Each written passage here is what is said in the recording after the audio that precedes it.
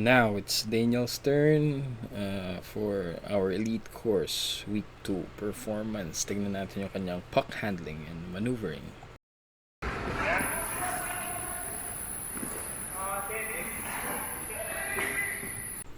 Okay, first off, gusto ko yung form ni Daniel.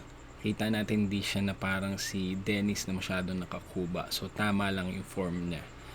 Pagdating naman sa crossover, medyo hirap dito si Daniel. May kita natin na tumitilapon din patalikod yung paa niya. Yung tinatawag ulit natin na cheerleader na style.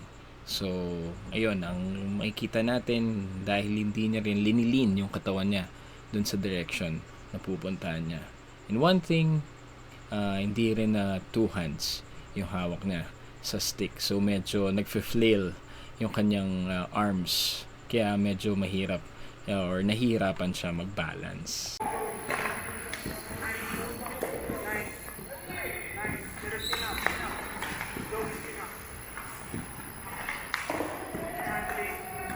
Okay, sa puck control naman gusto ko mapansin natin na gumanda na yung form ni Daniel dito. Una, since two hands na yung hawak niya sa stick, mas controlled na niya yung movement ng kanyang body.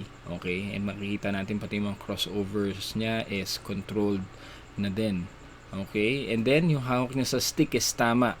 Okay? I'm gonna refer ulit dun sa style ni Dennis na nasa gitna masyado yung kamay. So, that's why nakukuba siya and para siyang nasusubsob. While dito kay Daniel, saktong-sakto lang. And may kita rin natin na medyo naglilin na rin si Daniel doon sa direction na pupuntahan niya. So, mas maganda yung pa-control na performance ni Daniel kaysa doon sa kanina sa stationary crossovers. Good job, Daniel.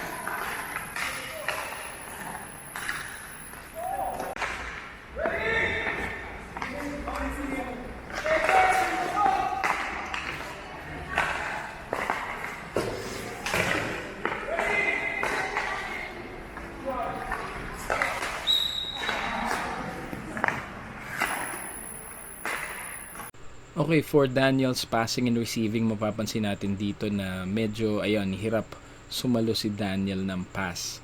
Katulad nung sinabi ko sa mga nakarang videos, kailangan ma-practice yung cradling or yung yung pag salo ng puck na medyo i-atras mo yung blade para hindi ganun kalakas yung impact.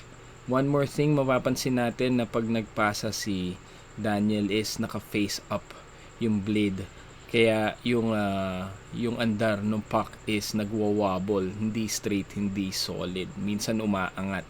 Okay, so hindi masyado controlled. That's because naka-face up yung stick blade. Dapat ito ay naka-face down. And dapat merong follow through, or what I mean by follow through is dapat nakaturo ka dun sa target mo. Okay? Pero aside from that, tama naman yung form ni Daniel. So, work on your cradling and then yung position ng stick blade when passing.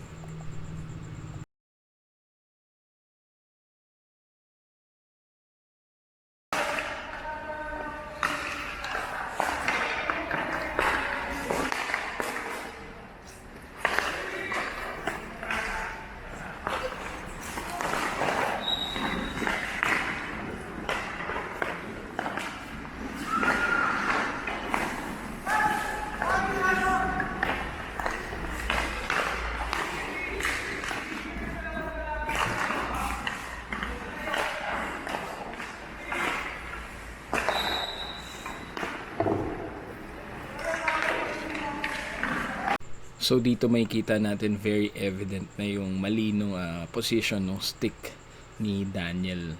when he receives the puck, makita natin yon, nakaangat yung stick blade niya. That's why nagba-bounce yung puck paangat. So dapat kontrolin, dapat naka face down yung stick blade when receiving. So yan, so medyo tumatalbog yung mga receive niya dahil wala rin cradling and mali yung position ng stick blade. There, kita natin tumatalbog lagi. Hindi niya controlled yung pag-receive ng puck.